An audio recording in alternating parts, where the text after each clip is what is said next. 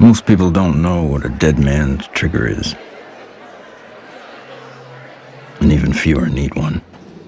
Commander, is that? Yes. We're going? A dead man's trigger is a safety valve. For reasons of security, a person prepares a recourse of such severe action that if harmed, they will release a cache of damaging evidence against those enemies.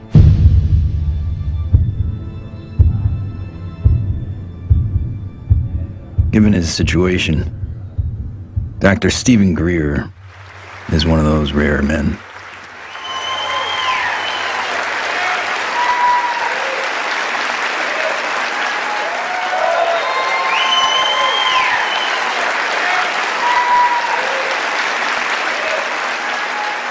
Why would he need one? He's not the first person to push the disclosure of a corrupt military-industrial agenda. In the councils of government, we must guard against the acquisition of unwarranted influence, whether sought or unsought, by the military-industrial complex. In his final public speech, a farewell address, no less, in a time when every second on TV was priceless, United States President Dwight D. Eisenhower decided not to brag about his victory in the Korean War. Instead, he cashed in all his chips to warn this nation of a hidden enemy. We have been compelled to create a permanent armaments industry of vast proportions.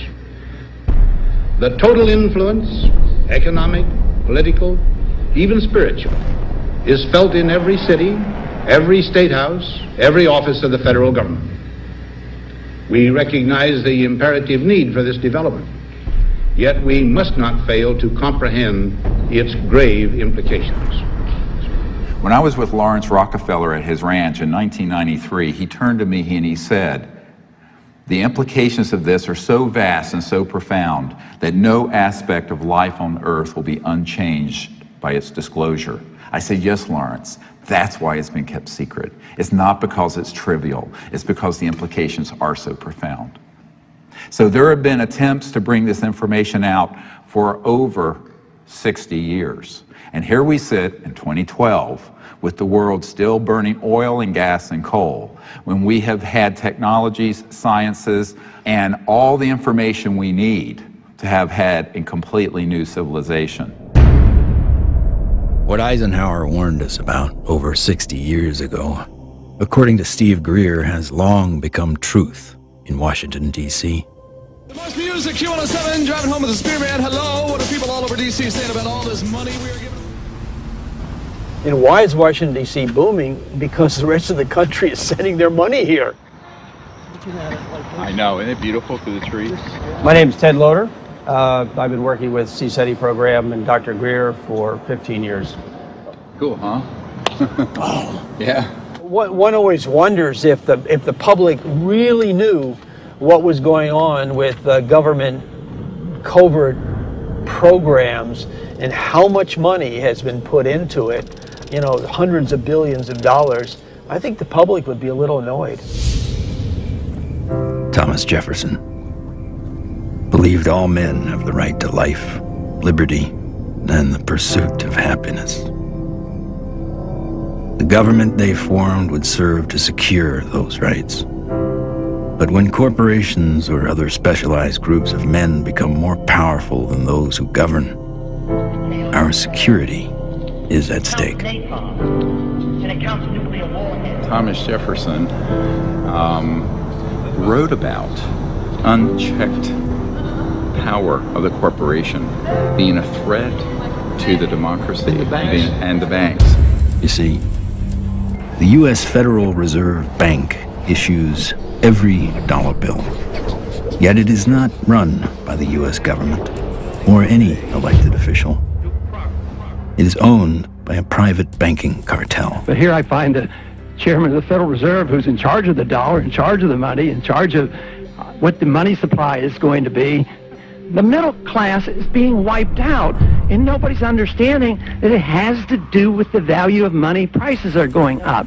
So how are you able to defend this policy of deliberate depreciation of our money? A lot of it depends on what happens to the price of oil. The four horsemen, or families of banking who own and run the Federal Reserve, also run the four largest oil companies. Oil is also used to make and run machinery and current mechanical technology.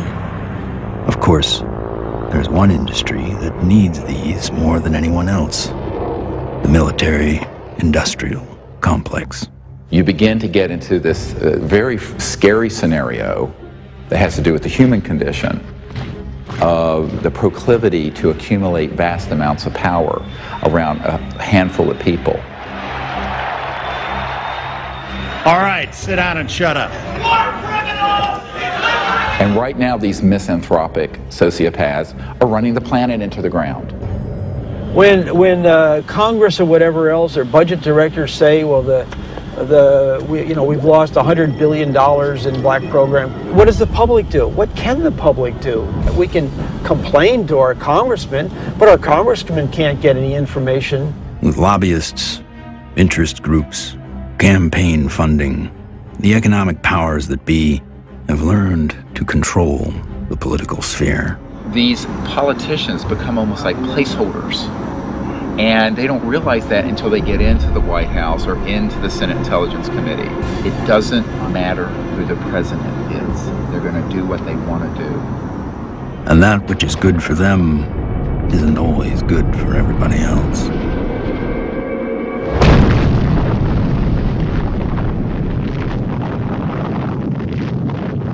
From 1945 to 1998, 2,053 nuclear bombs exploded on this planet. The United States detonated over half of them. Now I am become death, the destroyer of worlds. When the first nuclear bomb was exploded in Trinity, Robert Oppenheimer, one of the founding fathers of the nuclear age, said, "We have done this before."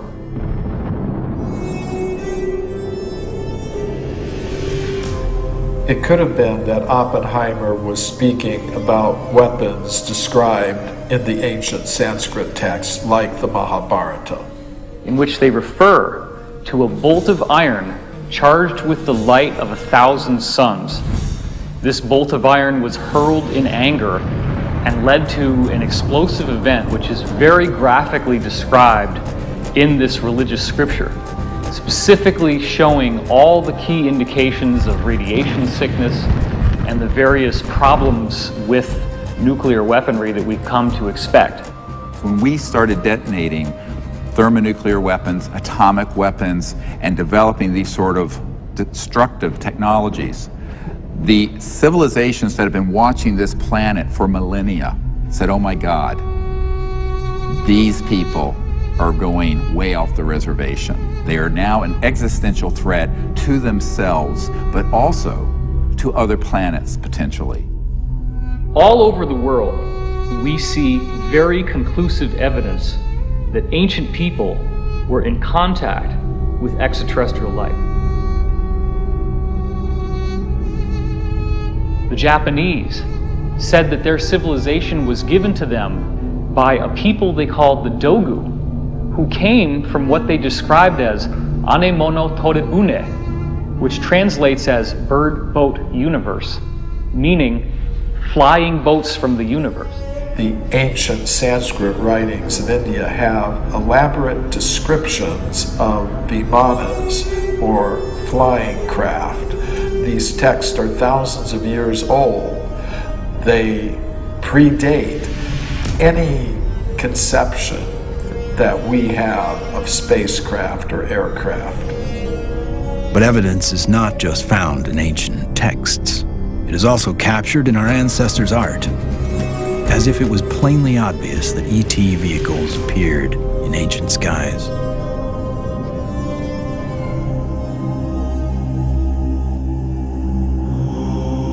It is a foregone conclusion by most broad-minded people then we are not alone in this universe. The question is, how close are they? And we all looked up at once. It was almost like an intelligence told us, hey, look over here, we're here.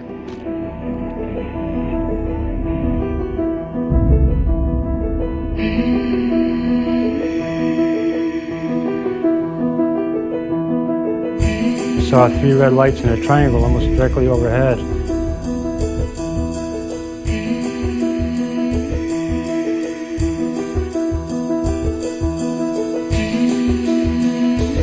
I saw these things and I ran inside and got my brothers and sisters. It actually lifted up and it could actually turn. I'm gonna ask you to look away. I love my hands, but I wasn't one who believed that UFOs might exist. I was satisfied they exist. the life I have isn't what I'd seen. They estimated 100 yards from the left wing was this 100-foot disc.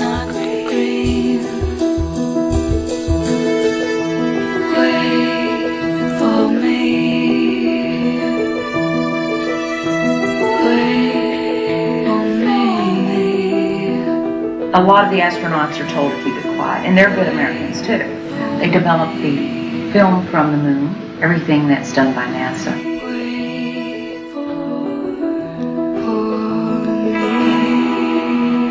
Ma che se ne sanno ancora degli altri superiori.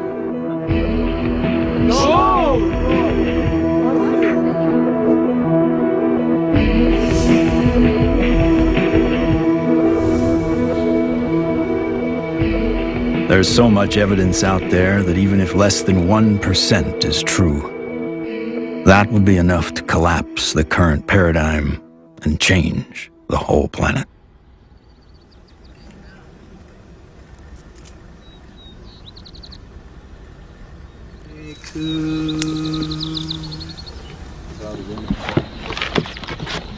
This is our signature tones that we broadcast over a small walkie-talkie.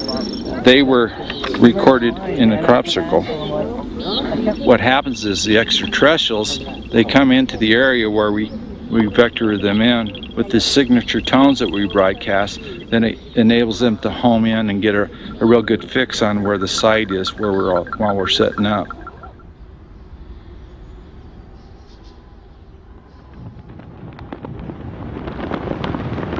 The whole concepts of the crossing point of light, the physics of consciousness, and interstellar communication all were developed on a kind of a vision quest we did here in 95 or 96. Astronomer J. Allen Hynek developed a scale to identify the types of human ET encounters. From his original 3 categories, a 4th, more controversial, has been added, CE4. Even more controversial, Stivън Griър added a 5th kind of encounter, CE5, human-initiated contact. So, how is this done? Given Schrödinger's idea that the number of all minds in the universe is 1, in order to make this type of contact, a human could potentially access that single inner consciousness through intense meditation and then visualize his location down through the Milky Way to the planet Earth to wherever he sits under the stars. In theory, then, any extraterrestrial passing by would be able to hear the broadcast and know exactly where to go, if they choose to do so. It's interesting how many people have never been out in a place like this where they can see the whole Milky Way galaxy. Most people who come for a week, it alters their life. There's meditation techniques, there's remote viewing techniques, and once you start learning these processes and refining them, then you can make contact more quickly, more easily, and be more of an asset to the group. Checking to be sure that there's no source from anyone else, so that when we do start having electromagnetic signals through this, we know that it's a legitimate source. My name's Emery Smith. I've been with CSETI for approximately 3 years. Getting the baseline reading. from us? My duties consist of a couple things. I am Dr. Greer's head security detail. I also am their photographer. I operate anywhere from 2 to 6 cameras at one time. Yeah, that's our craft. Goes over the mountains in this direction. Many of the craft that are coming in are transdimensional, and the way I understand it, not visible to the human eye. And that's where this new technology, the night vision, that's where that's coming into play. And with the advent of new technology that's out there, it becomes easier and easier for us to capture these beings and these celestial objects on film. After you do the night vision, it has that green hue, of course. And after a while, when you get back to real life, you're thinking, why isn't everything green? This can't be reality. I want to show an early one from Gulf Breeze from 1992. We went down there, and one of the fun things that happened is that I had about 40, 50 people. Let's go out on the beach. And we didn't have good cameras then, but you'll get the feeling of how exciting it was. Have all these people, and 1, and then 2, and then 3, and then 4 ET craft materialize right in the sky. There it goes, 1, 2, 3. And look, there's 4. There's 4. There's 4. We have a confirmed CE5. Holy damn hot shit. Hot dog. Thank you. All right. So the point, the point is, it's fun.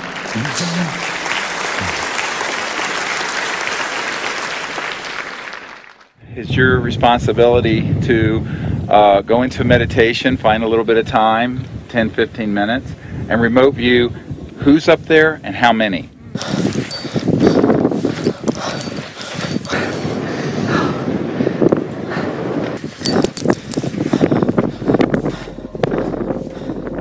I can attest to the fact that real phenomenon happens here.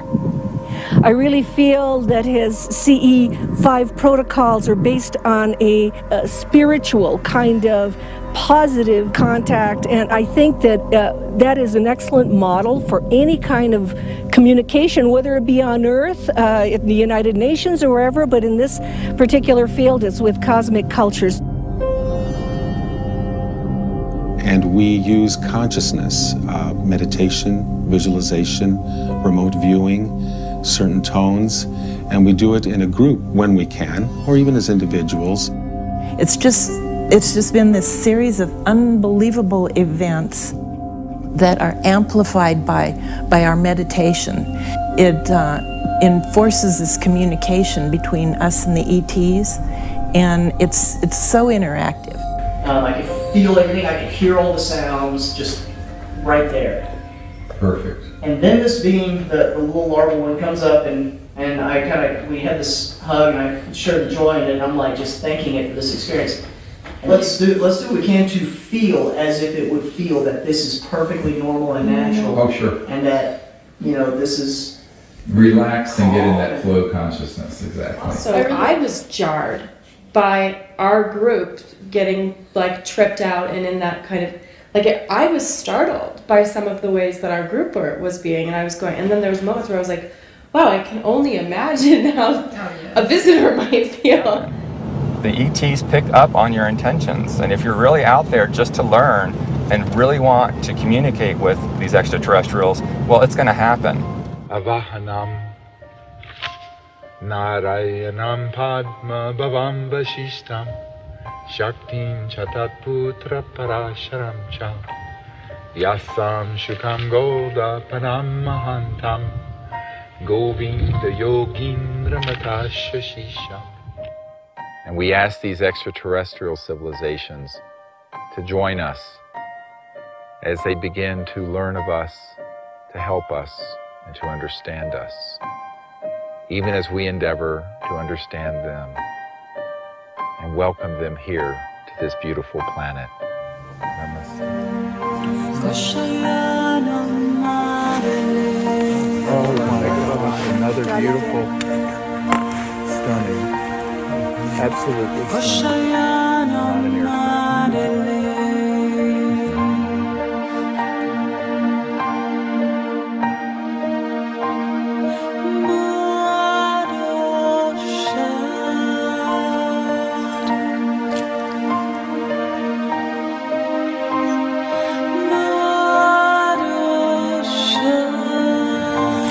comes a military plane very quick. Yeah, there's a very fast military. Okay, they're going to go. Oh. It turned right to it. Yeah.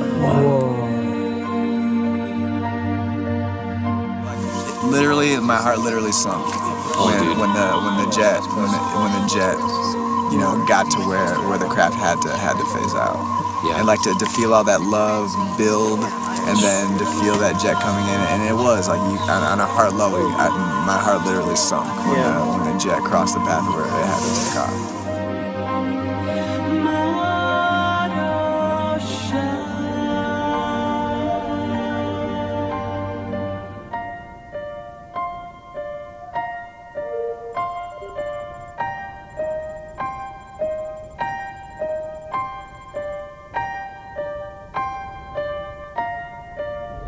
So in the camera, that's what you got. You got like this light traveling, and you can see it's not like a satellite where it's not like a path. It's got like a, you know, like a movement. Yeah, and then it's gone.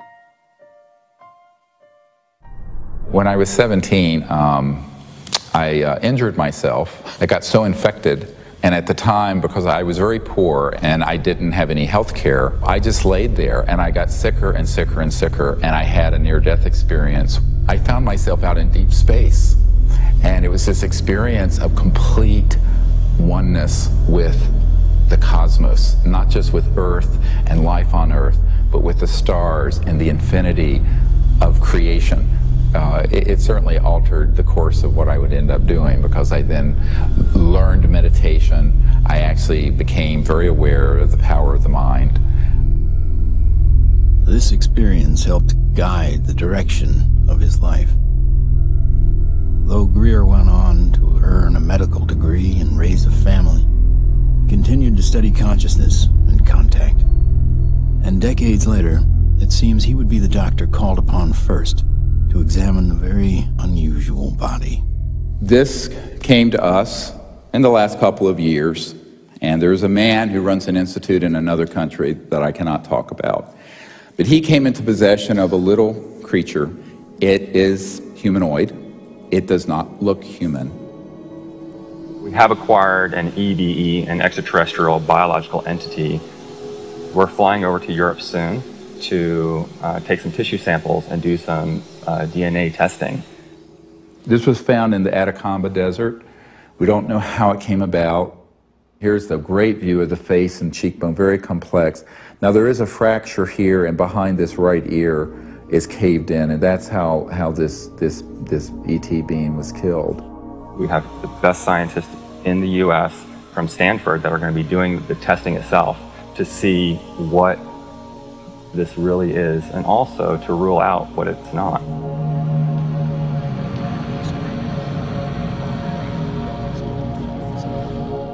The initial reaction that I had is the same reaction that many of my colleagues here at Stanford and elsewhere have had when I've shown them, is that, wow, what is this? The question is important enough in at least two ways. The primary reason is that there's a lot of claims about specimens and claims about aliens. And of course there's a lot of ridicule associated with that. So one of the best things that we should be doing, of course, then is bringing the best scientific techniques to bear. The techniques are available, the techniques are cheap, the answers are nearly absolute, so let's do it. And it's so exciting because it's not just... In setting up for this, I'm going to be giving Steve not only the tubes that this should be going into, but I'm also going to be sending across the microscope that I feel they should be using to do the analysis with.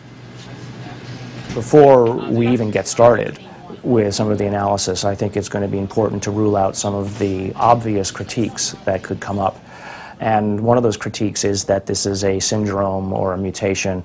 This is a bone dysplasia. And luckily, here at Stanford, we happen to have literally the world's expert, the man who wrote the book on bone dysplasias and syndromes, a gentleman by the name of Dr. Ralph Lachman, who has kindly agreed to look at the specimen, both the pictures as well as the CT scans and the X-rays, to help determine whether or not it's anything that he's ever seen before. I think that a dozen or even 15 years ago, answering the question of what is this would really not have been possible because the kinds of technologies were not available as are available today. But really the DNA tells the story, and because we have the computational techniques, that allows us to determine in very short order whether in fact this is human. So this will be basically an absolute level of proof as to what this actually is.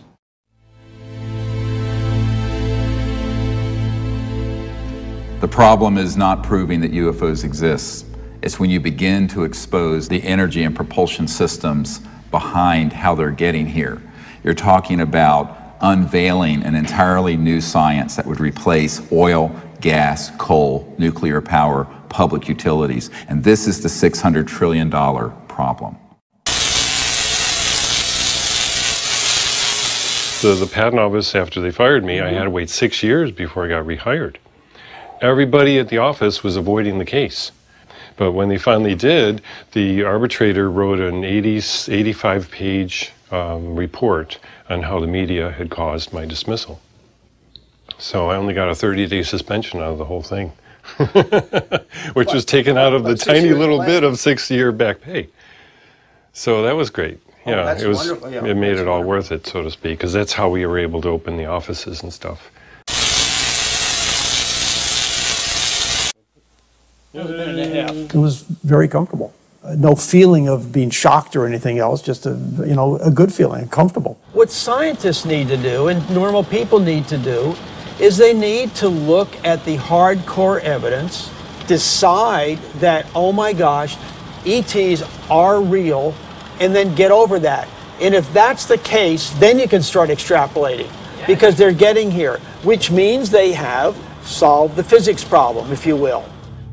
That's an actual photograph that Mark Whitford took, a friend of mine. And you see the stars in the background. So this is a fixed camera. The craft was a triangular craft moving away from him, and all of a sudden it makes a right angle turn. Apparently it has what I would describe as inertial shielding. It's the only way something can make a right angle turn without having everybody killed inside of the craft. Though we experience inertial forces every day, their origins remain a mystery. However, there are theories that point to interactions between objects with mass and a quantum energy field. Inertia is due to zero-point energy interaction. So you're interacting with a charged matrix, which is a zero-point field. If you try to change that, then you get a reaction force. There must be an interference shield of electromagnetic nature that would stop that interaction with the zero-point field. And you can suspect that UFOs have already figured this out, because they wouldn't be flying around and still have inhabitants. New energy scientists today are attempting to find new ways to define the relationship between electricity, gravity, magnetism, and propulsion. But as history has shown, change does not always come easy. It's like Newton. Why is that apple falling? Nobody ever asked that question before or even tried to come up with an answer. And Newton comes up with something called Newton bucket, or Newton's problem. The only guy that solves it 300 years later is Einstein. So, how smart can we be?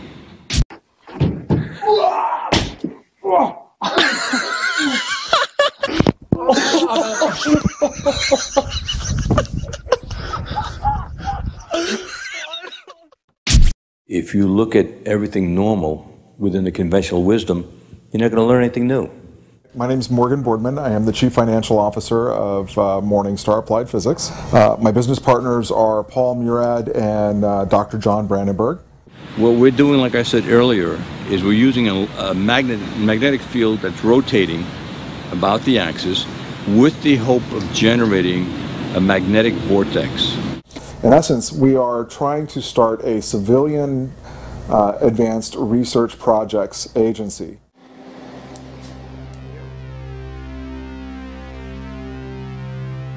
Okay, all right, so basically we have 4 options. Option 1 is a retarded potential. Option 2 is a lagging image, right? Yeah. Option 3 is pointing vector as a motive for propulsion, or how that may be what's happening, right? Yeah.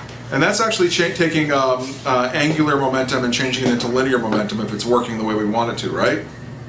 Yeah. Okay. And then the fourth one. The fourth one is that we are somehow either generating and or absorbing gravity waves. You got it. Do we accept Einstein's viewpoint that thou shalt not go faster than the speed of light? If you look at a black hole, the comment is the gravity is so strong that nothing leaves. But it does have something that leaves the black hole, and that is gravity. So does that imply that gravity moves faster than the speed of light? Could be. Gravity is another one of those seemingly self-evident forces that has raised a number of questions. How does it really work? How can we use it to our advantage?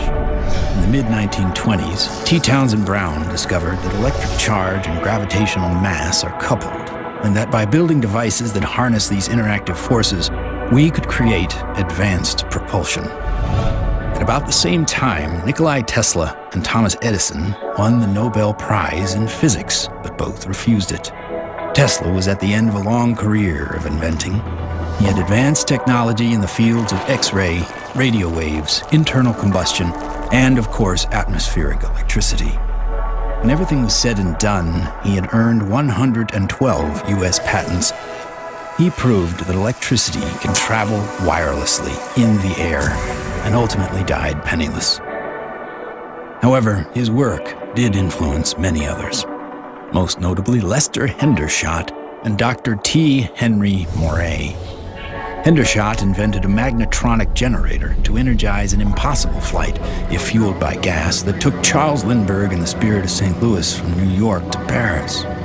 Dr. T. Henry Moray developed the Moray valve, a device for extracting radiant energy from the zero-point field, and demonstrated this device hundreds of times and had dozens of signed affidavits supporting his science. Yet in the end, even these two notable scientists were ignored and bullied. Dr. Moray's device was hammered down and broken into pieces by a competitor, and before he could finish reconstruction, he passed away of natural causes. Hendershot fled to Mexico to continue work, but was found dead at 61 years of age, attributed to suicide. There's all kinds of skullduggery that happened there. I don't think T. Henry Moray ever got a decent chance to ever do anything with that. There is absolutely no question that T. Henry Moray had a system that produced about 50 kilowatts out of a 55-pound box. The conventional electrodynamics model does not allow this to happen. In other words, it doesn't allow you to extract excess energy from the vacuum and use that to power your loads. It costs just as much to restore it as was used to destroy it. So we got to put in more than we can ever get out in a load with such a squirrely circuit. And that's the only kind of circuit we've used in power systems since day one. We're still building them. We're still making power systems that deliberately kill them. So we pay the power company to have a giant wrestling match inside his generator and lose. In the 1950s, there were some very provocative articles saying that, oh, electrogravitics is the best thing since sliced bread, how all the aviation companies are now backing electrogravitics, they're all doing experiments on it. Well, within a couple of years, there was no news at all. Once they figured out that they could really control gravity, 1954, it all went black. Do you think the boys in the black projects have solved that problem? Because it sure sounds like it from what the witnesses have told me. I wouldn't know. I wouldn't know. Sorry, but I can't even think about it. I see so many things in my life, it's just hard to say. A local inventor has discovered a way, hear this, to use water to run your car. What Stan shared with me was interesting. In order to run this engine off of water, we've also had to learn the ability to adjust the burn rate of hydrogen to co-equal the fossil fuels. So he applies for a patent, and then he gets a call from actually a visitation by two guys from the Pentagon. The Pentagon flew a lieutenant colonel in last week to look at Meyer's invention. There's talk of possibly using it in the Star Wars defense program and to run army tanks. But he asked that this become public patent so that the civilians could benefit from it. And he indicated that if we don't do that, overseas people will. In 1996, Meyer was sued by his investors, who claimed the device was not revolutionary, despite verification of the unique voltage intensifier circuit by the U.S. Patent Office. Meyer was brought to trial, but key evidence was not allowed. His oral testimony was not even recorded due to an audio recorder malfunction, and the judge recessed early for vacation. Later, Meyer made an appeal but was denied. He was found guilty of fraud and ordered to repay his investors, putting an immediate dent on the idea of funding new technology. On March 20th, 1998, Stanley joined his brother and 2 NATO officials for a dinner meeting. Stan took a sip of cranberry juice, grabbed his neck, ran out of the restaurant, and fell to the ground, saying, "They poisoned me." He fell down after eating at a restaurant nearby where he lived, fell down the parking lot, said, "I've been poisoned," collapsed. And that's on the police report? Yeah. The police report confirms his words. The cause of death was written to be an aneurysm, though he left behind just enough materials for others to piece together his process. The full secrets of his device died with him.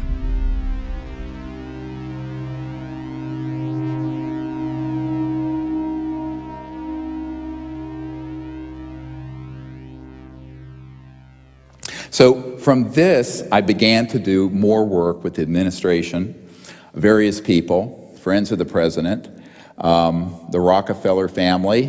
Lawrence was the white hat in that crowd who wanted us to bring this information out, actually hosted us at the Rockefeller Ranch in the Tetons. And one night he pulled me out on the deck and he said, "Well, you know, we really need you to do this." I said, "Lawrence, you're old, you're rich, and you're Rockefeller. What do you want me to do? I'm just a country doctor banging around in an ER in North Carolina." He says, "No, we want you to do this." I went, "Okay."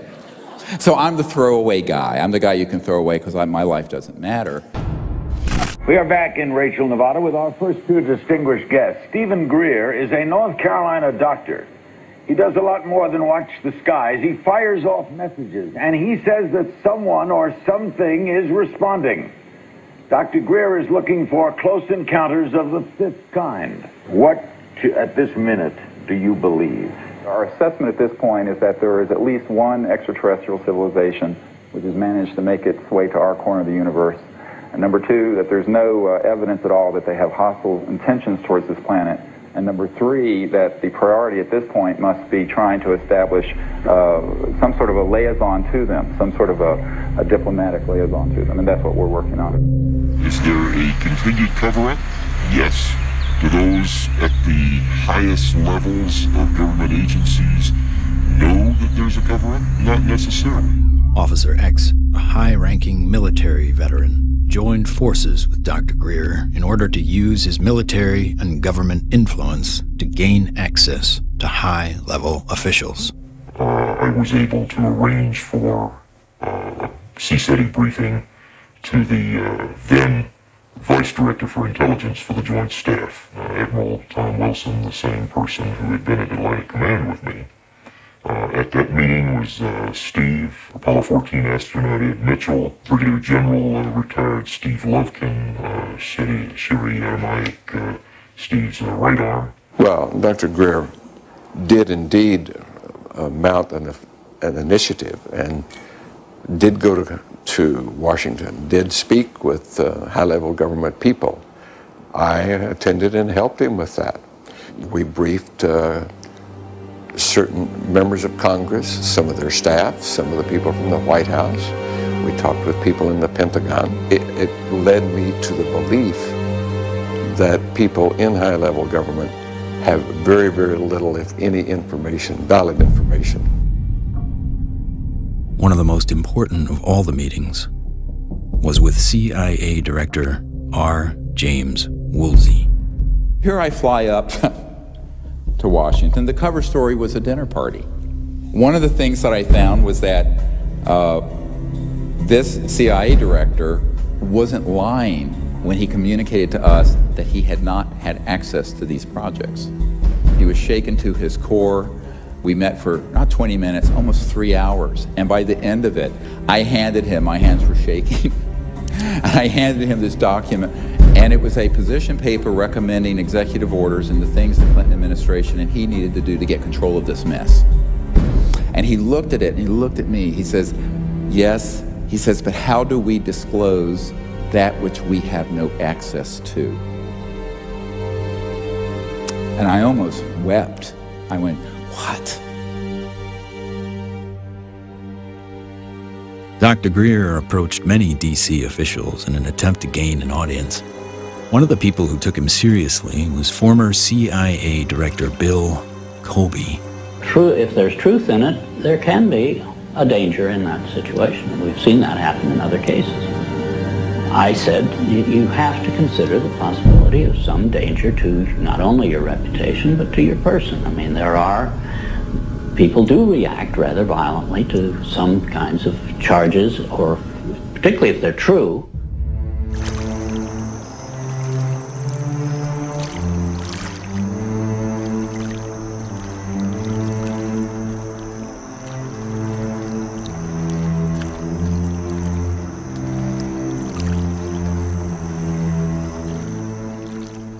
Now, you know, I'm a 30-some-year-old doctor with 4 kids, a golden retriever, and a house in North Carolina.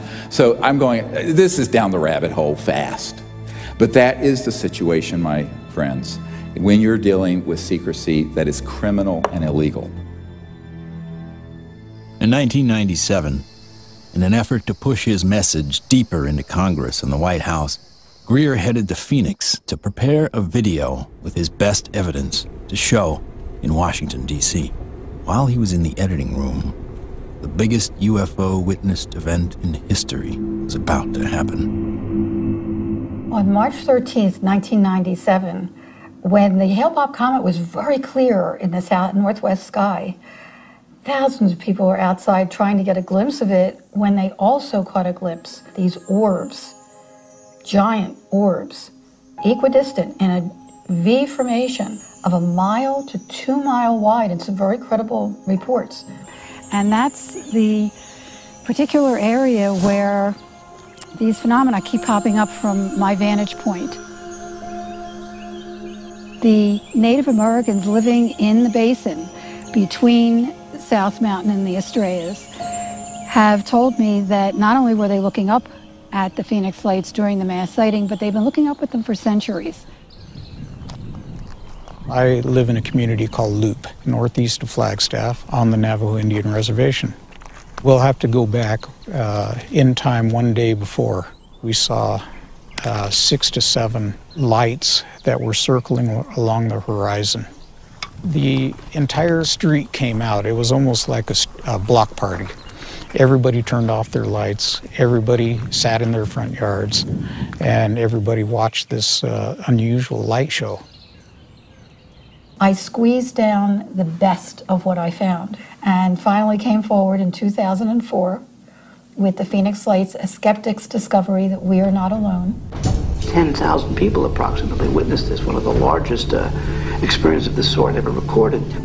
The Phoenix Lights phenomenon didn't seem to be falsifiable in any way. It was being validated by most everybody that saw it. The ultimate, shall we say, insult was the governor of the state of Arizona, Fife Symington, finally calling a news conference saying that he has finally got the answer to the Phoenix Lights, and he introduces some staff member dressed up as a space alien. People got very angry because here is the top elected official of the state making fun of what I estimate to be close to probably 10,000 people saw this.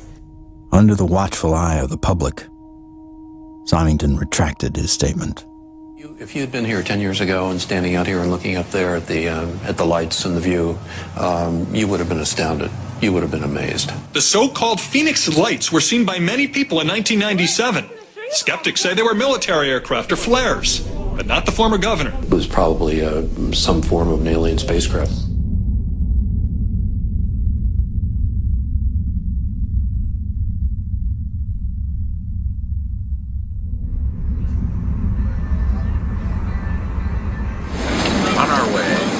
Barcelona. Barcelona. To retrieve the evidence. Dr. Bravo. Hi, Bill. Are you ready for the trip? I'm ready for the trip. I'm so excited. We're going to do some very wonderful work, and I can't wait to get the results. Upon arriving in Spain to look at the being for the very first time, I was kind of skeptical.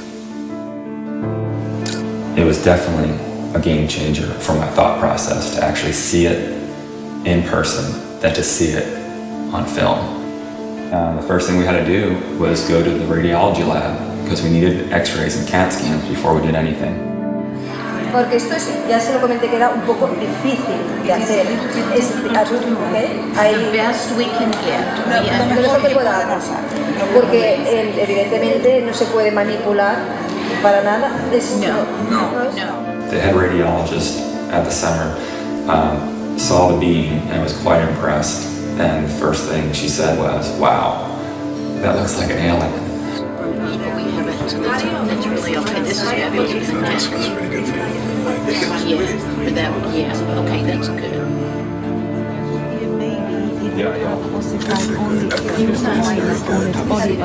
This one is complete. And when the CAT scan images started coming up on the computer, it was just profound. And I saw inside the bone, and I saw, organs and lung material, brain material. I knew that this was not a hoax, it was not fake, that this was actually some sort of living creature. Right, well, if somebody made it, they have a future in microsurgery because they were smart enough then to put in these millimeter-wide bone holes where the arteries go in to feed the bone marrow.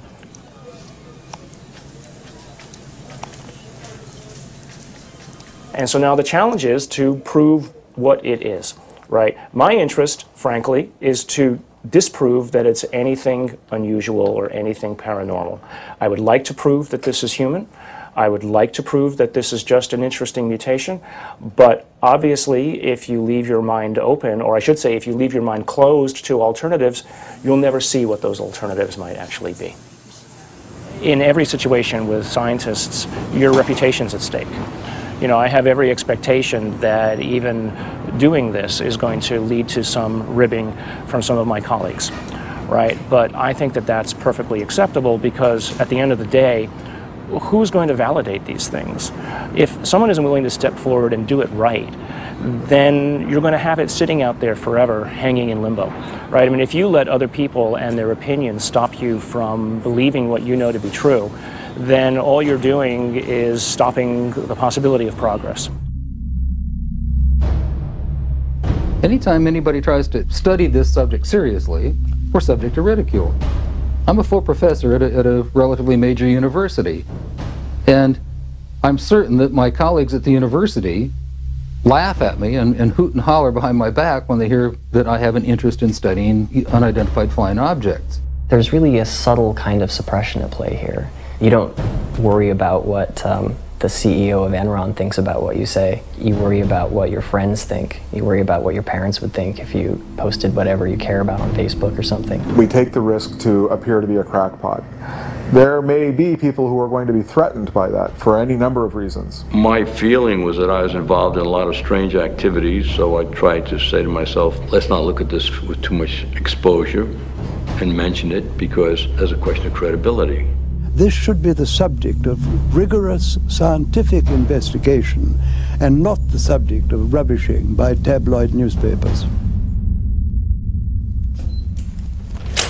MUFON is the Mutual UFO Network, and it was founded in 1969 by Walt Andrus. And our mission statement is the scientific study of UFOs for the benefit of humanity. MUFON is the world's largest UFO investigative organization. We have approximately 3,000 members worldwide. Approximately 500 of those have their PhDs. These are people who really would like to delve deep into the UFO phenomenon and try to figure out not only what it is, but how it's happening. Armed with what he thought was some of the best available evidence, including the Phoenix Lights, Steve Griър organized a Project Starlight briefing before several Congress, Pentagon, and White House staff members. Things seem to be on track for disclosure. Of the device and the internal, all of it, with a lot of detail, and this is a cutaway. This was done and escaped government control, whereas the Bentwaters case took 20-some years in England. So this is in our possession and not the Ministry of Defense. So, where it would never be found. Where it would go into a black hole. Right? Yeah. But then the bad news came. Sherry Adamiak, Steve's partner and longtime friend, along with Steve and another team member, were all suddenly diagnosed with a malignant cancer. I've had these experiences since I was a child or a young man, but to articulate them so other people understand them, I need someone with capacity to hear it. She was that person. I mean, it's been, you can't resolve it's things. been very hard for me. Oh yeah, you know, I know. Get up I know every it has day, been. you know, but.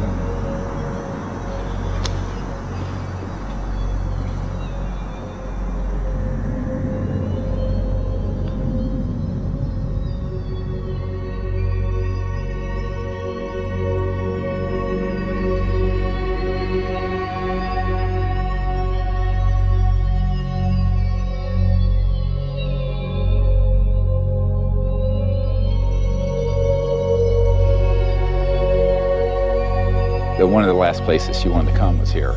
So she asked that her ashes be placed on the land. So we put her ashes around that tree.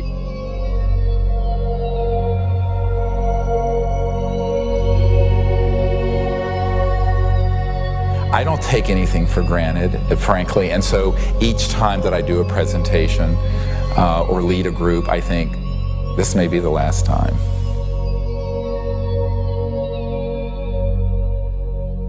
The thing that has kept me going the most is not any external thing, but the experience of that near-death experience where I know that there's an aspect of us that doesn't die. That is why I can go mano a mano with these elements and not be afraid. I shouldn't say be afraid, not stand down. Everyone has fear. I've certainly had my fears. But it gives you an anchor so that you can go forward.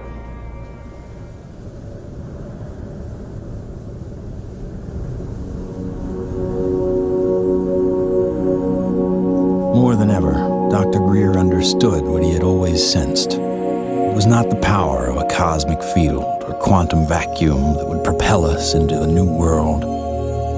It was the mind. This really is the opening to an entirely new science of consciousness. You can maybe think of consciousness as a television set. On the TV screen you see pictures and sounds and so forth.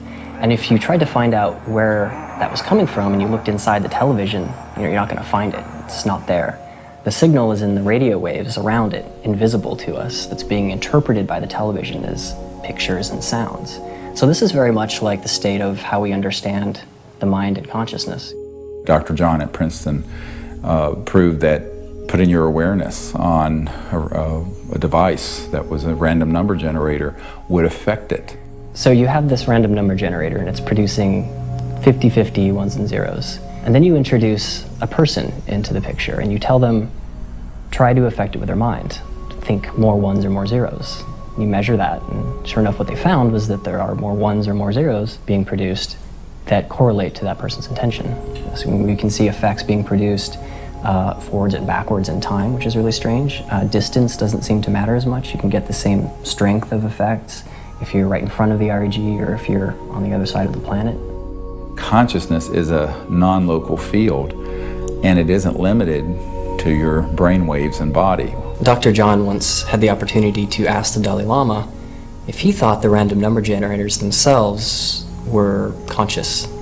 And the Dalai Lama thought about it, and his reply was that if you think they're conscious, then they're conscious. Just like consciousness can have positive effects on the zeitgeist or ether, It can also work the other way. Unfortunately, when you start to deal with inventors who have anomalous results that seem to be over unity, paranoia seems to accompany that process. And John Searle's famous for having a circular magnetic device that has both energy and propulsion built into one unit. And the electric company felt that this guy was stealing money, took him to court, went to jail, his house caught fire, and all of his property and all of his designs burned.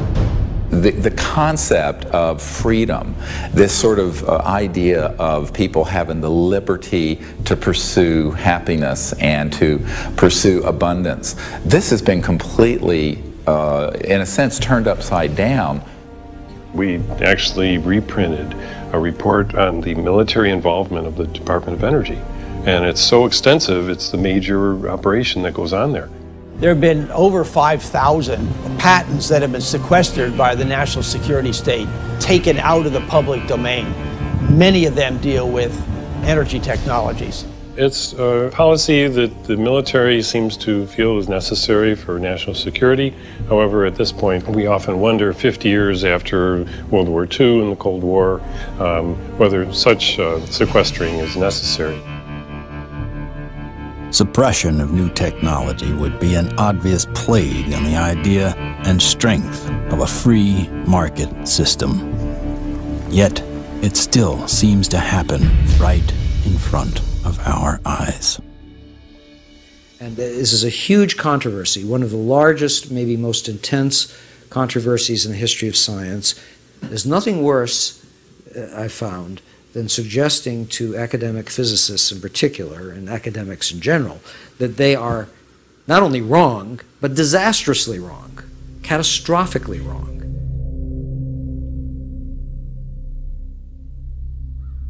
Cold fusion patents have not been approved. They will not get through. American citizens are being denied their constitutional rights. I inadvertently was looking through some piles of paper that had been given to me in a casual manner by all these hot fusion physicists as they were trying to do their calorimetric repeat of the Pons-Fleischmann experiment. And I was stunned. I couldn't believe what I was seeing. It looked like monkey business to me at the time, and it has turned out to be exactly that. It was represented as a negative result when it was positive. And that data is scientific fraud, as far as I'm concerned. It's been referred to legal authorities in the government. I asked for a review at MIT, got nowhere. If this type of manipulation had occurred in any legitimate research area, such as cancer research, AIDS research, global warming research, anything that's accepted as reasonable to be researching, the people would lose their jobs, they wouldn't be in science. And yet, these people today, their data is used today, to year 2000, and all before, to reject patents.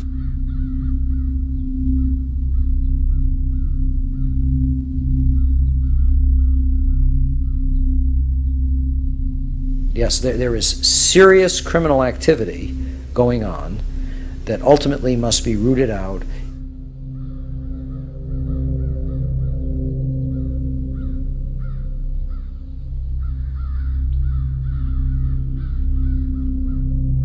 It became very clear to me that, you know, you kind of had a tiger by the tail here, and that this was serious. For a moment, Dr. Griър considered shutting everything down. He had been threatened and swindled far too many times. Sherry was gone. He had no office, no staff, no money. Back in 1998, I was given information by a friend that Dr. Griър was having a conference. Literally the month that Sherry Adamek passed away, within 30 days, I have this scheduled event.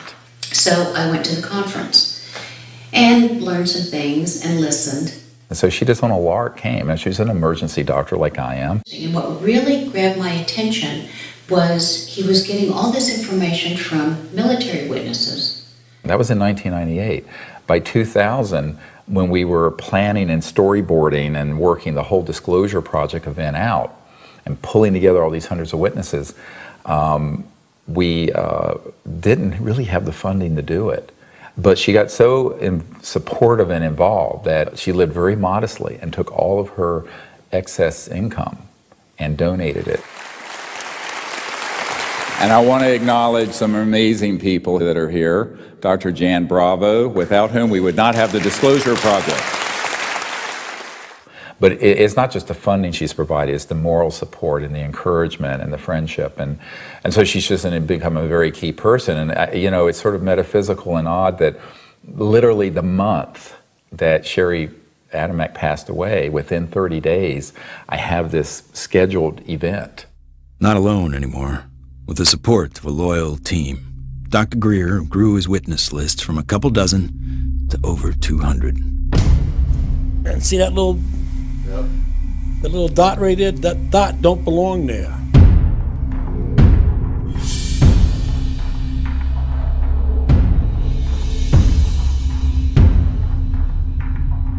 I said, I'm one of those, what you would call the high government official in the FAA. I was the division chief.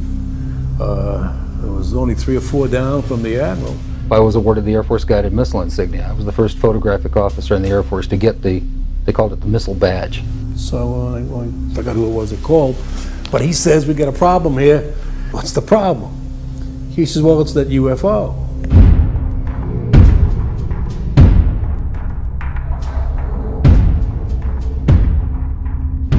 We weren't launching real nuclear weapons, we were launching dummy warheads. They were the exact size, shape, and dimension and weight.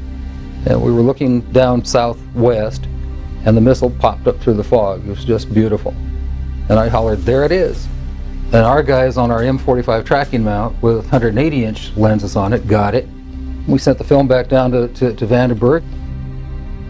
The Japanese airline 747 was coming from the northwest, going across the Alaskan territory.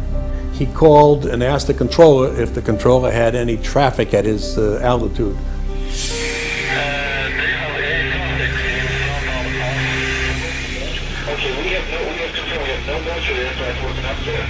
His radar is picking up a target. He sees this target with his eye, and the target, the way he described it,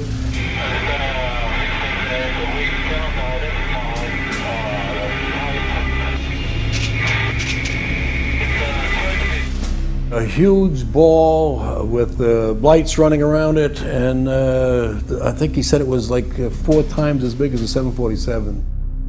I was called into Major Mansman's office at the 1st Strategic Aerospace Division headquarters. And Major Mansman said, watch this.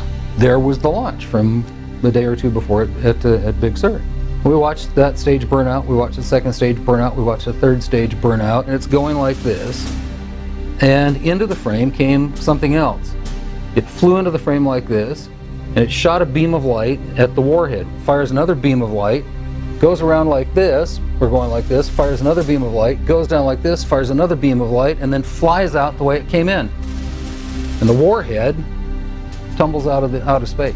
They brought in 3 people from the FBI, 3 people from the CIA, and 3 people from Reagan's scientific study team, and I don't know who the rest of the people were. When they got done, they actually swore all these other guys into this never took place. Who said that? Who was saying? This was one of the guys from the CIA. Now I saw that. I don't give a goddamn what anybody else says about it. I saw that on film. Phil Klass can kiss my ass. He wasn't there. I was. He said this is the first time they ever had 30 minutes of radar data on a UFO. He said, you are never to speak of this again. As far as you're concerned, this never happened. So I said, yes, sir, and walked out, and that was the last I talked about it for 18 years.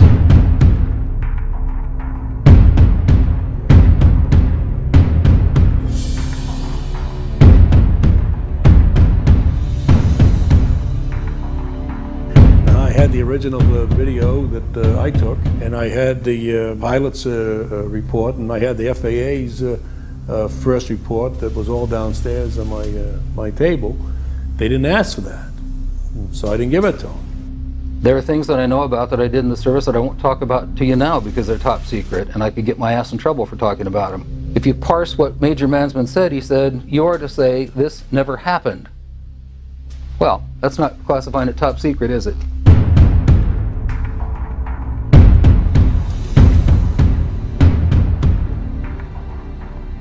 And I was a part of a United States Air Force cover-up for 18 years. But who do you tell that you were involved in a UFO incident without them looking at you like you ain't wrapped too tight? What we photographed up there affected me for the rest of my life and made a huge impact on my understanding of the universe and of governmental manipulation of our minds.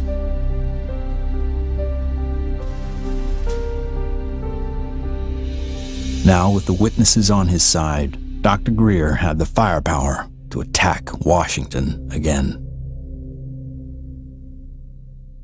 We are not alone. That's the message a group of pilots, scientists, and former government officials want Congress to hear. 21 members of that group already have testified in Washington for what's known as the Disclosure Project. And we had all volunteers who organized that whole event. And there was no paid staff. So when people look at that whole period, we didn't have an office, a secretary, and one paid staff person. But we did it. Dr. Stivън Griър heads up the Disclosure Project, a group that compiles information from people who say they've encountered extraterrestrial forms of life. 20 years ago, in 1980, I was a security specialist assigned to RAF Bentwaters. Objects made incursions over our WSA, fired pencil-thin beams of light into them, and adversely affected the ordnance, possibly. There were bodies that were involved with some of these crashes, also some were alive. What do members plan to do with their information? They hope Congress and President Bush take notice. We are asking for the U.S. Congress and for President Bush to move towards an official inquiry and disclosure on this subject. Those that don't want to believe you will never believe you anyway, so it doesn't matter. It doesn't change the truth. A spokesperson for the Senate Science, Technology, and Space Committee says no congressional hearings are planned right now. Elaine Quijano, CNN Headline News, Washington. I stand before you today in my almighty God, and I tell you this. If Congress calls me in and says, will you testify in detail what you know, I stand here today prepared and ready to do just that. Governments must never lie to the people. Thank you.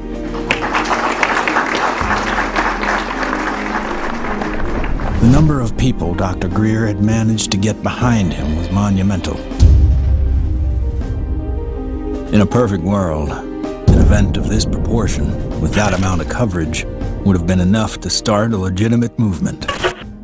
But of course, we hardly live in a perfect world.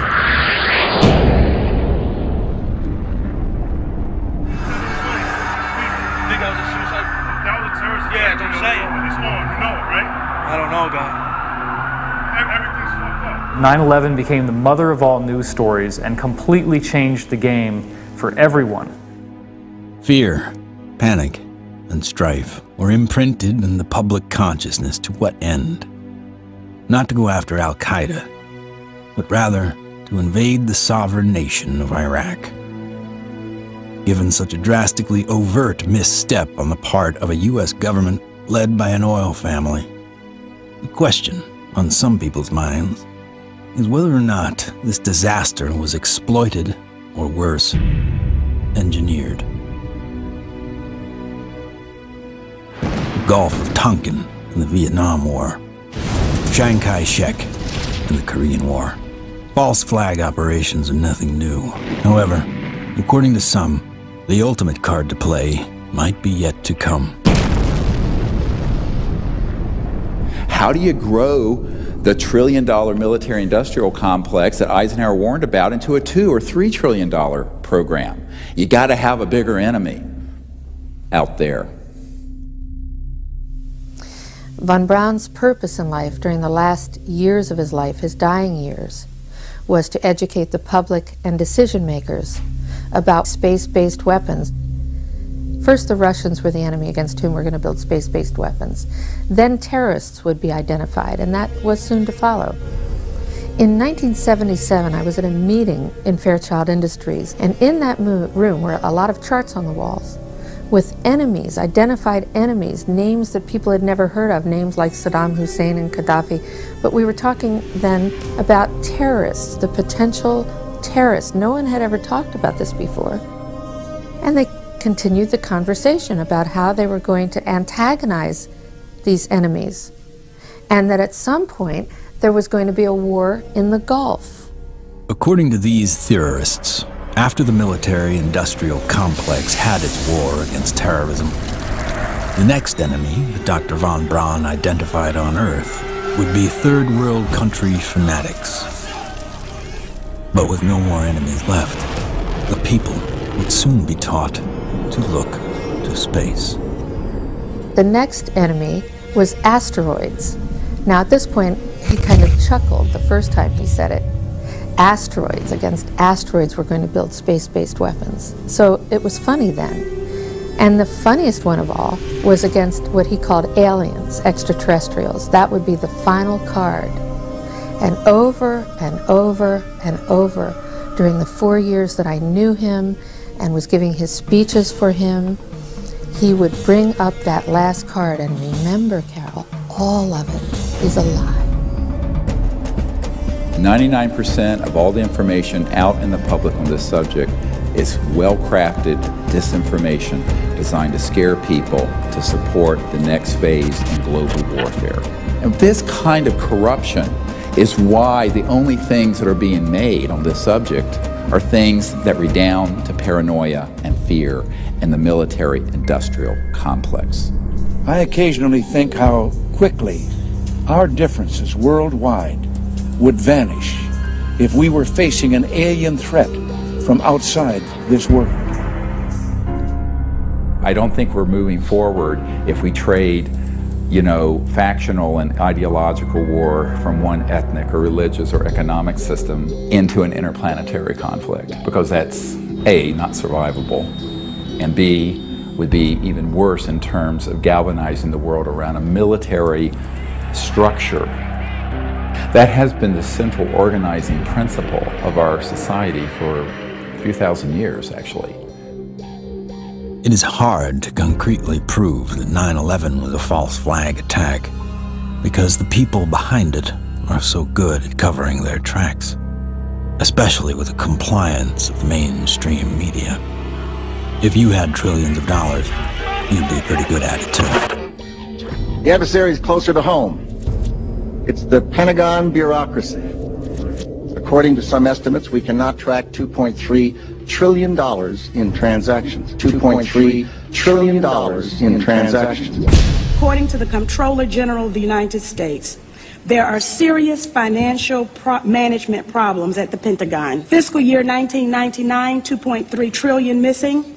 Fiscal year 2000, 1.1 trillion missing. And DOD is the #1 reason why the government can't balance its checkbook. I would like for you to respond to the questions that I've put to you today. I've forgotten what the second question was.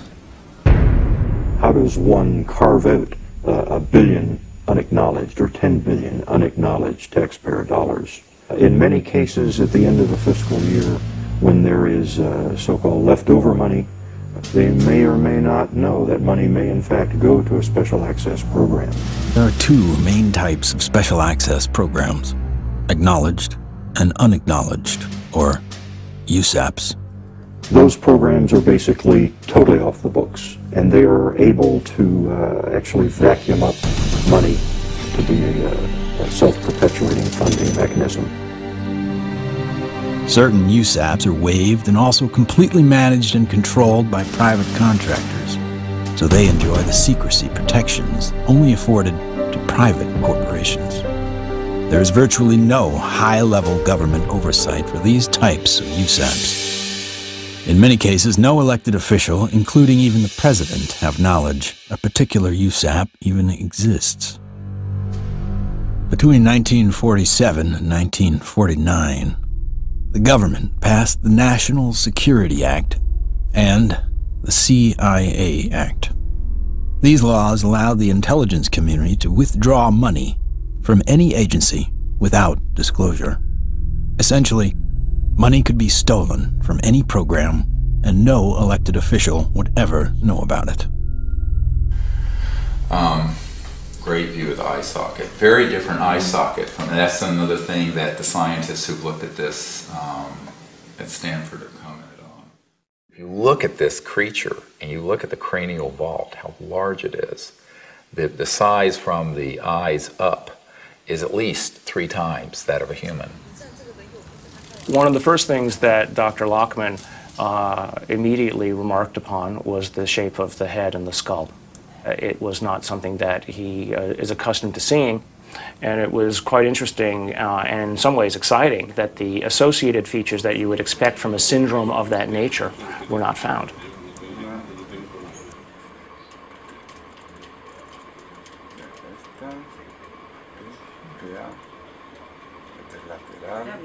This specimen does not fall under any known, to me, class of disorders or syndromes. In many respects, the proportions of the spine and extremities are normal. The major abnormalities appear to be 1, the size of the specimen, mid-face hypoplasia and underdevelopment of the jaw, and that the specimen has only 10 ribs. Humans normally have 12, rarely 11. One of the most remarkable aspects of this is when we came down to study the actual bone density. One of the features of fetuses that specialists looks at is the so-called growth plates of the epiphyseal joint, say, of the knees. The shock, I think, and the surprise was, and the absolute certainty that Dr. Lockman had was that this specimen is between the age of 6 to 8 years old. The shock was that this specimen was clearly not fetal. How do you explain how something 6 inches tall survived to any length of time that would allow for it to survive 100 or 1,000 years ago?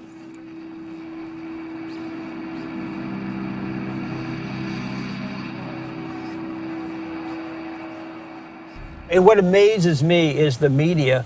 Well, they're so compromised on this, they don't dare do anything but follow the company line on it. The company line being a series of lies. This is a document talking about the current program at the CIA.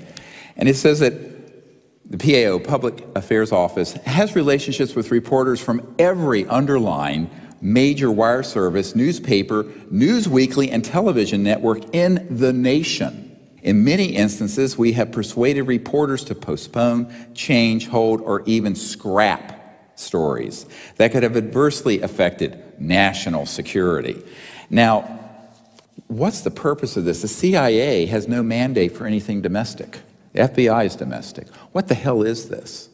Where are we now? We are in a bread and circus. This is a phrase used to describe the creation of public approval, not through excellent public policy, but rather through diversion and distraction. No, I'm not doing that. I'm sorry. You are driving me nuts. That's ridiculous. Keep people fat, keep them happy, keep them diverted, and keep them entertained with drivel and shock and nonsense. That's, unfortunately, the sort of thing that has taken the place of news and information.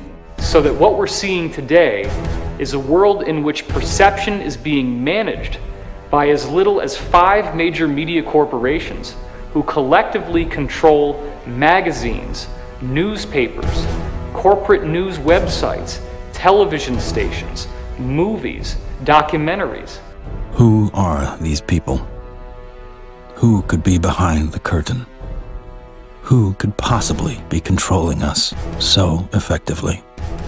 A shadowy government with its own Air Force, its own Navy, its own fundraising mechanism, and the ability to pursue its own ideas of the national interest, free from all checks and balances, and free from the law itself.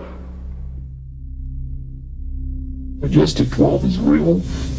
Notorious MJ12, which is no longer called MJ12. I'm trying to find out the new name. Basically, it's an oversight group intermingled with the National Security Council and the National Security Planning Group. They have full control. They have no congressional oversight whatsoever. They answer to nobody. whatever activity is going on, to the extent that it is a clandestine group, a quasi-government group, a quasi-private group, it is without any type, as far as I can tell, of high-level government oversight. And that is a great concern. Ladies and gentlemen, the very word secrecy is repugnant in a free and open society, and there is very grave danger, for we are opposed around the world by a monolithic and ruthless conspiracy that relies primarily on infiltration instead of invasion, on subversion instead of elections. Its preparations are concealed, not published. Its mistakes are buried, not headlined. Its dissenters are silenced, not praised. It is a system which has conscripted vast human and material resources into the building of a tightly knit, highly efficient machine that combines military, diplomatic, intelligence, economic, scientific, and political operations. And we are, as a people, inherently and historically opposed to secret societies, to secret oaths, and to secret proceedings.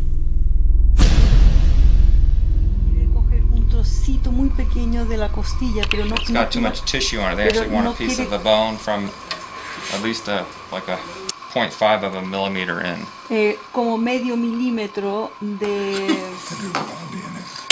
We took material from inside the cranium, also 2 clippings of the anterior front ribs of this being. And we were able to see under the dissecting microscope that in fact it did have bone marrow in them, so that meant there should be some good genetic material in there. It was really nerve-wracking. Imagine, 2 big guys here trying to operate on this 13-centimeter long beam. But we did it.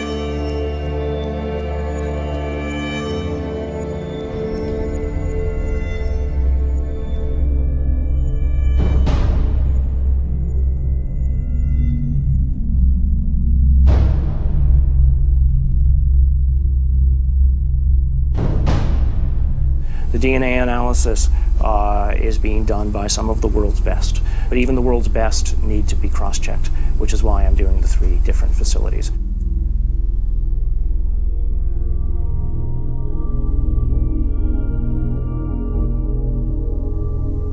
So I actually ran 4 samples. I ran a sample of my own blood. It was a very small amount, just 100 microliters. I ran 2 blanks, things that just had water in them, because that would be essentially a contamination control. And then, of course, the sample itself. And really, the all-important first result was whether or not there was, in fact, any DNA which was isolated. And the actual shock for me was when I got the amount of DNA out of this sample. It was way above what I had originally expected. What you have on the left here is a so-called DNA ladder. This is a size standard. This one on the end is in fact my DNA, and it has an expected size distribution as well as some banding. And validating the original measurement is this analysis that basically shows that we have a nice distribution for the sample's DNA. When we physicists look for alien civilizations, we don't look for little green men. We look for energy consumption. We look for type 1, type 2, and type 3 civilizations. What are we? We are type 0. We get our energy from dead plants, oil and coal. Around the year 2100, we will become a type 1 civilization. And we see the beginnings of that now. What is the Internet? The Internet is a type 1 telephone system. Imagine, if you will, sitting down to your morning coffee, turning on your home computer to read the day's newspaper. Well, it's not as far-fetched as it may seem. Information has largely been controlled in a top-down way. What we're seeing now is the dissemination of discoveries coming up from the grassroots and not from a top-down centralized authority which has the ability to say, this isn't making it because we don't believe it's true, this is making it because it fits the mainstream. When we want to form a new team in a new country, then all we have to do is contact someone there using the internet, and suddenly they're a member of the node. From this online collective seems to come a real communion. People from all over gather in groups to investigate UFOs, with safety in numbers against ridicule and disinformation.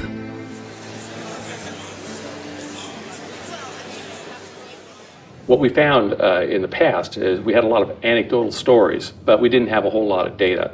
With the advent of computers, personal computers, and the internet, we've been able to collect the data and analyze it through some 200 plus data points to allow us to be able to compare cases and to see exactly what's happening and what the trends are. Nick Pope is our guest. He made this information public. He's also the former head of the Ministry of Defense's UFO project. So if anybody knows, we think it's you, Nick. The Ministry of Defense is in the process of declassifying and releasing its entire archive of UFO files going back decades. It's interesting and worth pointing out that while the British government is releasing their files and their documents, President Obama, who promised to do the same during the campaign, he still has not. 15 years. 15 years, that's spring. Oh my God. But I figured that, you know, after the Disclosure Project, we'd get this information out and we could go on with life. How do we keep battering the ram at this door? Where do we find the strength to keep going forward? When you think that you're the only person that has the knowledge, you become marginalized. Steve was instrumental in bringing together a large group who had been involved in this subject and who for the first time realized that they were not alone in trying to come forward on the subject. Governments, we've discovered, have not gone far enough, so we've decided that as people, using the CE5 protocols, form our own movement and do what governments have not been doing. We think of this as the People's Disclosure Movement. And so we feel it's important to create an effort that's a global effort, which this has become. My name is Mark Benz, and this is Rex, and we're in Bodega, California, and we're doing CE5. My name is Jeff Bird, and here in Winchester, Virginia, USA, we are doing CE5. My name is Peggy Brewster, and here in Middleton, United States of America, we are doing CE5. We have 1,150 teams of CE5 ambassadors, which are spread over 52 countries. My name is Andre, and here in Sweden we are doing CE5. Und wir machen zusammen CE5 in Deutschland. Here in Burlington, Ontario. Brisbane, Australia. From Chester, Virginia. And Hamilton, Ohio. We are doing the CE5. Konnichiwa. Moje ime Daniel. Daniel tu na Slovensku. Es Leo Ortiz. And here in Vancouver, British Columbia. Razum du CE5. The CE5 contact estimadas. CE5. CE5. CE5. We're doing CE5. And the reason I think that's so important is that it not only builds the knowledge base, but it also further potentiates this concept of pioneering a new pattern of peaceful contact. And that is something that no other group, large group on Earth is doing. Certainly isn't being done by the State Department and the Senate Foreign Relations Committee. It seems to be it only takes one person to make contact. But hundreds of voices worldwide is a call that can't be missed. And likewise with innovation, the more heads in the game, the more likely we are to find a solution. There's many technologies that people have talked about, many ways to the mountaintop. We have so many modes of converting quantum vacuum energy or zero-point energy. Some people think they know how to do it. Okay, fine. But if you do it theoretically, that's one thing. But then you got to do it experimentally, and that's the hard part. Those opposed to new energy technologies can tie the hands of hundreds of inventors. But how will they ever fare against tens of thousands? The output milliamperage is more than the input milliamperage. It's a clear indicator of overunity. I'm gonna ask you to look away. I love my hands, but it hurts to pray. The life I have isn't what I'd seen. The sky's not blue and the field's not green. Wait for me. Wait for me. Wait for me. Wait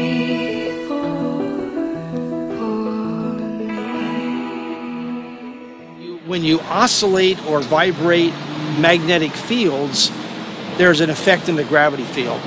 And how to do that linkage is what you're trying to get at, as I understand Maxwell's equations are in that term right there. And what happens is if you're going to have a gravitational effect, it's going to happen over there.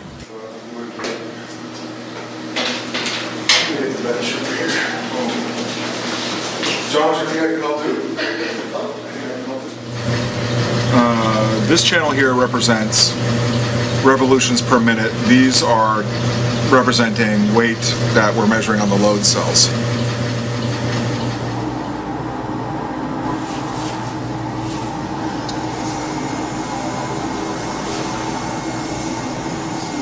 Full steam ahead.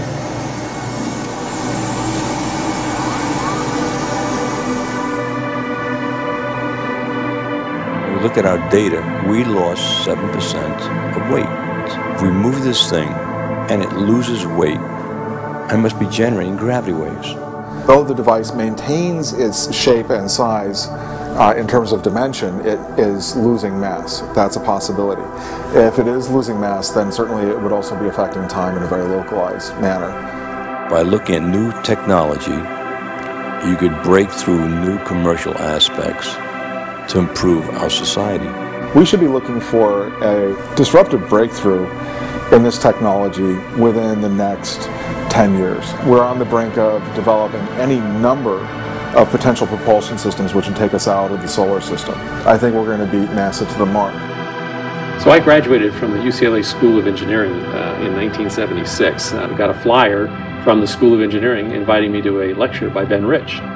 Ben Rich was the director of Lockheed's Skunk Works for 16 years. He oversaw a number of USAPs that were secretly managed at the Skunk Works, including, most notably, the development of the F-117 stealth fighter. Ben shared a slide set of about 40 slides of different things, starting with the U-2 spy plane, going all the way up to the stealth fighter at that time, mentioning that he couldn't talk about the other secret stuff. But when he ended his talk, he had a slide of a black disc zipping off into outer space. And he ended his talk with these words: "We now have the technology to take ET home." So you have to have vision, and you have to have the guts and the courage to go out past the steps and do something of any value, and we have to go past our grasp. And we asked him questions about it. What did you mean when you said we have the technology to take ET home? Ben shared three major things that I think are worthy of research by researchers worldwide at this point in time. The first was we've somehow figured out how to do interstellar travel already. It's known. The second point he made was that there was an error in the equations. My suspicion is it's probably Maxwell's equations for electromagnetic theory. The third thing he said was, how does ESP work? And I was really kind of startled because I didn't know what to say. But I blurted out, I don't know, all points in time and space are connected. And he looked me back in the eye and he said, that's how it works.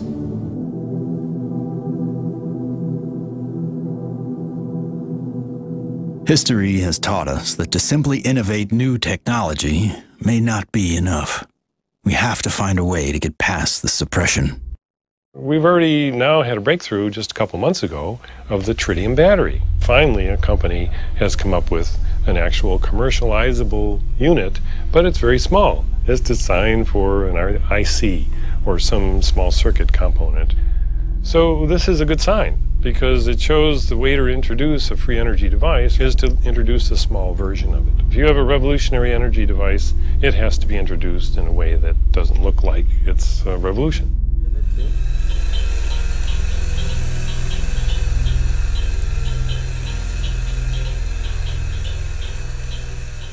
Science is always changing. I mean, even back in the 1960s, they thought that biofeedback, for example, was impossible. But now, of course, we know that that itself is an absurd statement. We have even toys on the market that allow people to, play with biofeedback. These sciences have been around for decades. They have been ruthlessly kept secret because of the kleptocracy of what I call the petrofascists, the people who are hell-bent on maintaining the power of a centralized petrodollar, oil, gas, coal system. So that does create scarcity because that is a zero-sum game. But when you take us off that system onto this new system, it's an entirely new macroeconomic order, and scarcity becomes non-existent.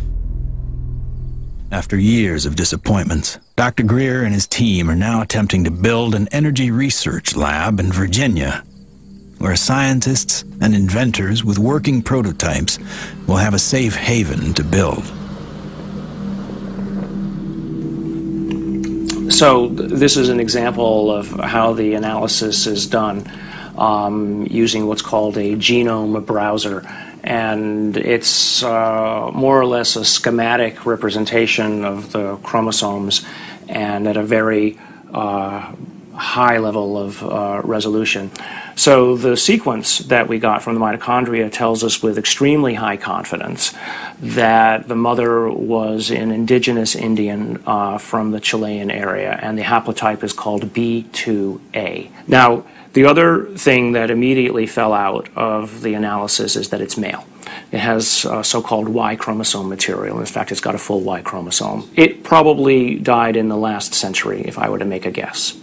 I can say with absolute certainty that it is not a monkey, right? It is human, or as close to human, closer to human than chimpanzees would be. But when you count up the number of mutations that we're observing, what we're seeing is more than what we would expect to be caused by simple cell division. When the sequencer is creating or making these reads, it's doing it more or less at random. So what does the computer program do that people have written and designed? It takes every one of the little sequences and tries to match it against the known. And then anything that doesn't match, it puts in a little side file and says this is unknown. At a certain point, when enough knowns are matched, I can feel comfortable saying, this is human, right? But if I'm not careful and I don't pay attention to what's in the garbage can, right, what the computer program is throwing away, I could literally be throwing the baby out with the bathwater. What we've done is we've scaled back, and we're seeing several chromosomes and pieces of chromosomes across the top, which basically leaves us with a very strange conundrum. Right, here you've got this 6-inch tall, let's call it human, right, because the DNA says that so far it's human, at least the way that we're looking at it. This gene, PCNT, which is known to be associated with primordial dwarfism, we don't have any mutations here. It lived to the age of 6 to 8. Obviously, it was breathing, it was eating, it was metabolizing, and it wasn't living in an environment where there was a lot of advanced medical attention that was given to it to allow it to live to that age. It calls into question how big the thing might have been when it was born. So genetically, you might explain that by saying that there's some advanced aging mutation, something that caused the bone to age anomalously quickly. A gene that's known to be associated with progeria, that also no changes there. So the next problem, of course, is the ribs and the number of ribs in the specimen. Only 10, whereas there are supposed to be 12. So there are no mutations which are specifically associated with that kind of phenomenon because it's rarely, if ever, seen. The digits are all correct. The hands are all correct.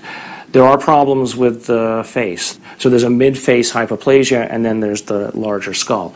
So again, I think in summary, there are genes associated with any one or two of the anomalies that we see in the specimen, but there is no mutation which is known to accommodate or call for all of the mutations. Even with the things that we know could be assigned to one or more of the anomalies, we don't find them in the genetics of this specimen. That leaves open the question, what genetics is causing the anomalies that we are observing? So, although I entered this thinking DNA was the answer, it made me realize that in the context of the bigger biology questions, there are other levels of control that need to be understood and answered. The non-coding RNA, epigenetics, etc. And things that we probably haven't even thought of yet. So if I just look at, this is base pair 19,800,000 or so at this edge of the open region. I can go all the way over here, and now I'm at 21,000 or 22,000. So the answer's not finished, and it's not as easy as actually, frankly, I thought it was going to be at the beginning. So that's basically 2 million base pairs of DNA where nothing seems to sit. It's just like the way societies do things. They try to fit things in boxes. We have literally written a computer program that does exactly that, tries to fit it in the box. Doesn't seem very efficient, so on that basis, people would call it junk.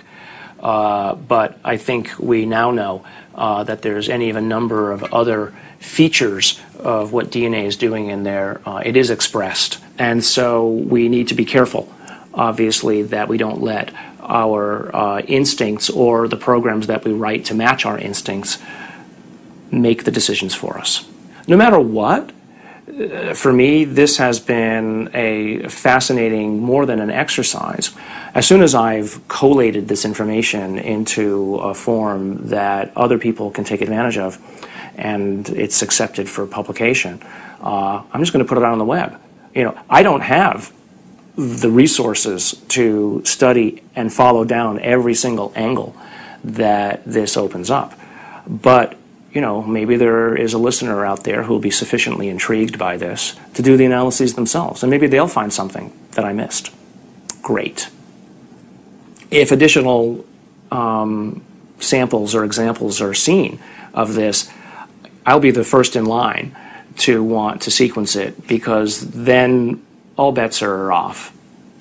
I want to say other things here, but I also don't want to open myself up for, you know, attack. This search may have uncovered a major finding about life in the universe and its origins. What is this being? Could it be a missing link in evolution? Could it be an entirely new species? Or simply a disease we have never seen before? Or could this be an extraterrestrial being from another world?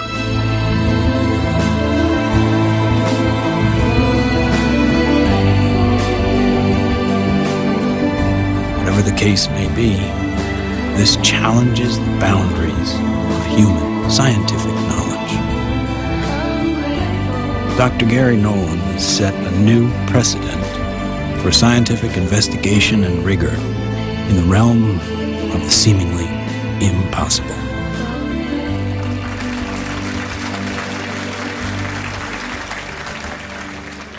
Now, we have now over 4,000 cases of extraterrestrial vehicles that have landed, 3,500 pilot cases, over 5,000 documents from the U.S. government, and hundreds of thousands of pages of documents from 14 countries that have opened their files since the Disclosure Project was launched 11 years ago. And yet, this isn't on CNN every night. And this is probably the most important thing going on this planet today, and yet nobody talks about it. If we don't explore what to do, we're going to miss the boat. And that could be why Eisenhower's final message wasn't just doom and gloom. It was a charge to the people to spit out the bread, look away from the circus, and take some responsibility. Only an alert and knowledgeable citizenry can compel the proper meshing of the huge industrial and military machinery of defense with our peaceful methods and goals. The dam is in fact breaking, and you're beginning to see countries all over the world begin to come forward with what they know to be absolute fact. Since 2001, 24 countries have opened their UFO files to the public, including Australia, the UK, Vatican City, Germany, Russia, and Canada. The United States is not yet among them. What we have to do is pave the way for these leaders. Because if the people will lead, the leaders will follow. They'll have to. And it isn't about overthrowing the Pentagon, it's about leaving it behind.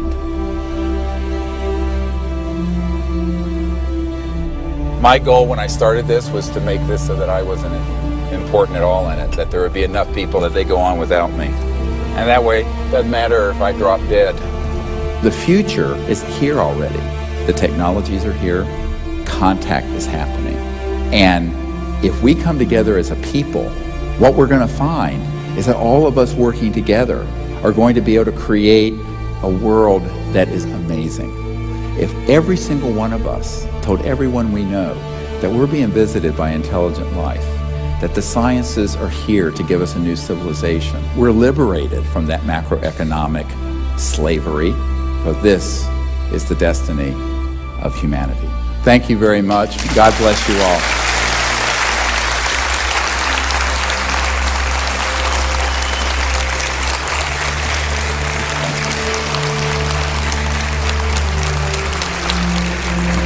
Thank you.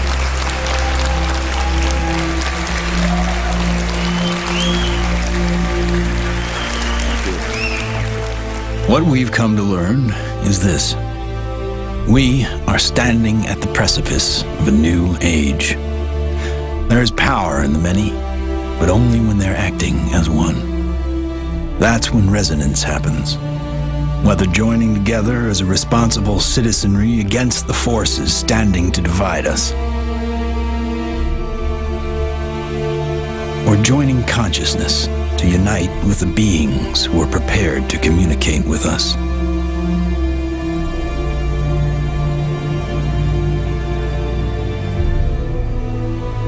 In order to succeed in this endeavor called life,